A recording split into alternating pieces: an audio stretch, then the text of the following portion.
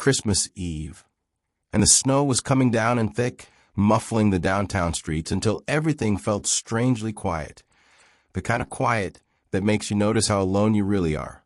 Inside the Terrace Café, Elliot Morgan sat by the window, fidgeting with his watch and trying not to look as anxious as he felt. The Christmas lights reflected off the glass, making everything seem softer somehow, more hopeful than it probably was. He checked his phone again. God, was that really the 7th time? 40 minutes late. His chest tightened. Of course this would happen. He reached for his coat, telling himself he'd known better than to try this again. Blind dates were for people who still believed in magic and surprises, in all those things that had stopped working out for him a long time ago. He wasn't that person anymore. But then, and he couldn't explain why, something made him pause. Maybe it was the snow, or the Christmas music playing softly in the background, or just the terrible thought of going home to an empty apartment on Christmas Eve. Just 5 more minutes, he thought. What's 5 more minutes? He didn't know it yet, but that tiny decision, that brave little act of holding on when letting go would have been so much easier, was about to change everything. Not just his Christmas, but his whole life. Sometimes the best things come to those who dare to wait just a little bit longer. Hey, everyone. Welcome back to Twister Stories, where we share powerful stories of love, unbelievable resilience, and all those little miracles just hiding inside our ordinary, everyday moments. If you're the kind of person who believes that sometimes the absolute best things in life show up late, but perfectly divinely on time, then please do hit that like button, subscribe so you don't miss a single story, and drop your thoughts down in the comments below. Now let's get back into today's story. Elliot Morgan had built an empire by his early 30s. His tech company was thriving, his calendar color-coded down to the minute, and his penthouse overlooked the city like a throne. But success, he learned, made a cold companion on winter nights. His best friend, Simone Winters, had cornered him at a company gala 3 weeks earlier. "You've mastered everything, Elliot, except being human," she'd said, swirling champagne with a knowing smile. "One more shot. She's not a CEO or an heiress.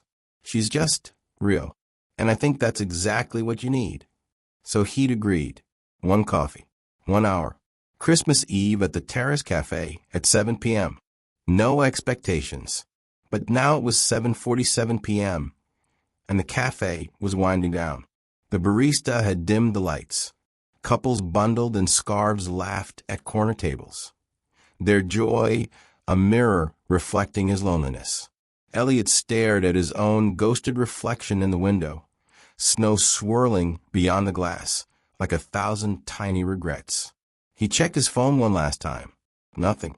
5 more minutes, he muttered to himself. Then I'm done with this. Just then, the door burst open with a sharp jingle of bells. A rush of icy wind swept through the warm cafe, carrying with it a woman and a small child. The woman's cheeks were flushed red from the cold, her breath coming in short gasps. Her jacket was worn, her hands trembling as she held tight to her daughter's mitten. "I'm so sorry," she said, her voice soft but urgent. "My babysitter canceled last minute, and the bus broke down on 5th. I ran the last 6 blocks. I'm so sorry." Elliot blinked. This was Kalina Washington, his blind date, and standing beside her, wide-eyed and curious, was a little girl in a red coat, snow melting in her curls. Kalina wasn't what he'd expected. No designer bag, no polished veneer. Her eyes were tired but warm, her smile apologetic but unguarded. And the little girl, Zaria, he'd later learn, waved shyly, her mitten slipping off her hand. For a moment, Elliot's irritation flickered, but then something unexpected happened. He smiled. "Don't worry about it," he said, his voice softer than he'd heard it in years. "You made it. That's what matters." Christmas morning arrived with a silence that felt heavier than snow. Elliot sat in his penthouse by the marble fireplace, flames crackling softly against the quiet. The room was immaculate, designer furniture, floor-to-ceiling windows overlooking the frost-covered city, a towering Christmas tree decorated by professionals who'd come and gone without a word. Everything was perfect, and perfectly empty. He sipped his coffee, staring into the fire, but all he could see was Zaria's face lighting up when she talked about her magic Christmas tree. He could still hear Kalina's soft laugh, the way she'd said, "He doesn't need much to believe in miracles." For years, Elliot had made decisions based on logic, calculated risks, measurable returns, strategies that built empires. But that morning, sitting alone in a home that felt more like a museum than a life, something shifted. For the first time in years, he acted on impulse. 2 hours later, Elliot stood in the toy aisle of a department store, a place he'd never set foot in before. He picked out a plush teddy bear, a set of colorful storybooks, and a small wooden puzzle.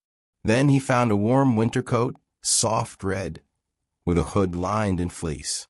And finally he found it, a delicate glass star, shimmering with tiny lights inside, perfect for the top of a tree. At the register, he asked for gold wrapping paper. Back home, he sat at his dining table, the one that had never hosted a family meal, and carefully wrapped each gift. His hands, used to signing million-dollar contracts, fumbled with the tape and ribbon. But he didn't stop. He pulled out a card and wrote, "For Zaria's magic Christmas tree, from someone who believes in you." He stared at the words for a long moment, then sealed the envelope. The late afternoon sun was dipping low when Elliot pulled up outside Kalina's apartment building. It was modest, tucked between older brick buildings with fire escapes zigzagging down the sides. He carried the gold-wrapped box to the third-floor landing, set it gently in front of her door, and paused. He could hear faint laughter inside, Zaria's voice bright and full of wonder. Elliot smiled, something warm unfurling in his chest. Then, before anyone could open the door, he turned and walked back down the stairs, disappearing into the snowy evening. Inside, Kalina had just finished heating up leftovers when Zaria tugged at her sleeve. "Mommy, I heard something." Kalina opened the door, expecting a neighbor. Instead, she found a box wrapped in shimmering gold paper, topped with a silver bow. Zaria gasped, "Mom, Santa found us." Kalina's hands trembled as she lifted the box inside. Zaria tore into the wrapping with pure joy, squealing as each gift emerged, the bear, the books, the coat that fit perfectly. And then the star. "Mom, look, it lights up." Zaria held it up, her eyes reflecting its glow. Kalina picked up the card that had fallen to the floor. She read the note once, twice, and then a third time as tears blurred her vision. She walked to the window, looking out into the softly falling snow. The street was empty, but somehow she knew. "Thank you," she whispered into the night. Behind her, Zaria placed the star carefully atop their little thrift store tree. "Now it really is magic, Mommy." Kalina wiped her eyes and smiled. "Yes, baby. Now it really is." Winter melted into spring. The city thawed, and life moved forward the way it always does. Busy, loud, relentless. Elliot threw himself back into work. But something had changed. He found himself pausing at toy stores, smiling at children in parks, remembering that Christmas Eve in ways he hadn't remembered anything in years. Then one afternoon in May, his phone chimed with an email, with a subject that reads thus, "You're invited." And the body of the email reads thus, "Hi, Elliot. I hope this message finds you well. Zaria has her first school play this Saturday. She's playing a snowflake. She's been practicing her lines every night, and tonight she asked if the nice man from the cafe could come watch her. I know it's not your kind of event, and I completely understand if you're busy.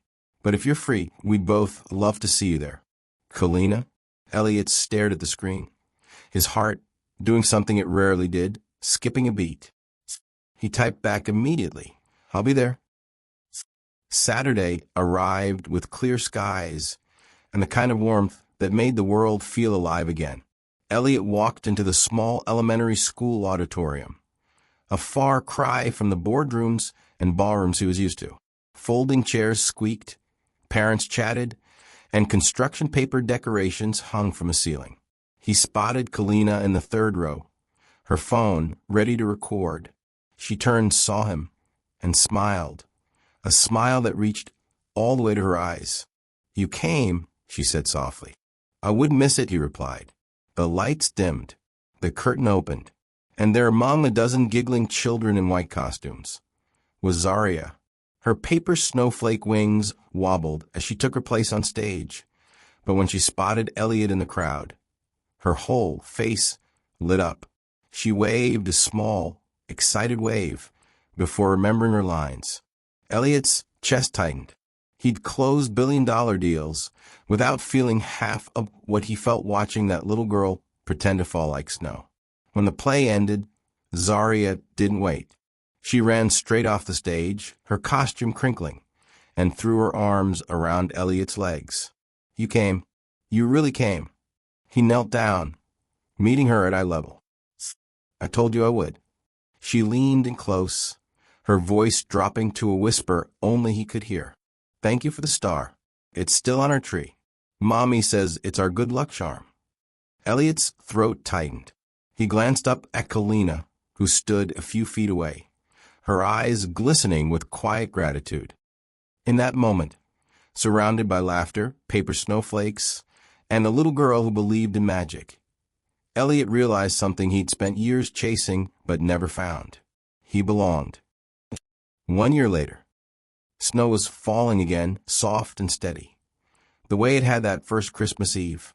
Inside the Terrace Café, the same cozy warmth filled the air, jazz playing low, couples sharing desserts, the smell of cinnamon and hope mingling together. At a corner table by the window sat 3 people. Zaria, now 7, giggled as she stirred whipped cream into her hot cocoa, getting more on her nose than in the cup. Kalina laughed, reaching over to wipe it away, and across from them, Elliot watched with a smile he couldn't hide even if he tried. "Traffic okay this time?" he teased, his eyes sparkling. Kalina grinned, nudging Zaria playfully. "I made sure to catch the early bus." Zaria looked up, her voice bright. "And I wore my red coat, so we'd be on time." They laughed together, a sound that felt like coming home. Outside, snow continued to fall, blanketing the city in quiet wonder. And inside, 3 hearts that had once been waiting now beat in time, wrapped in warmth, belonging, and the kind of love that arrives not when you plan for it, but exactly when you need it most. Sometimes being late isn't a mistake. It's destiny arriving right on time. And sometimes love doesn't walk in when you're ready. It walks in when you need it most. Because the greatest gifts aren't wrapped in gold paper or measured in success. They're wrapped in patience, kindness, and the courage to wait just a little longer for something real. If this story meant something to you, even just a little, I'd be so grateful if you'd share it with someone who needs to hear it today. Hit that like button if you felt something, and come join our Twister Stories family by subscribing to our YouTube channel. We're all about finding those moments that remind us the world is still full of good people doing beautiful things. I'd really love to know, have you ever had one of those moments where waiting just a little longer, being just a little more patient, completely changed everything? Tell me about it in the comments. Wishing you all the warmest, most wonderful Christmas. Whether you're surrounded by family or finding your own quiet peace tonight, you're not alone. We're all here together. And hey, let's promise each other something. Let's keep choosing kindness, even when it's hard.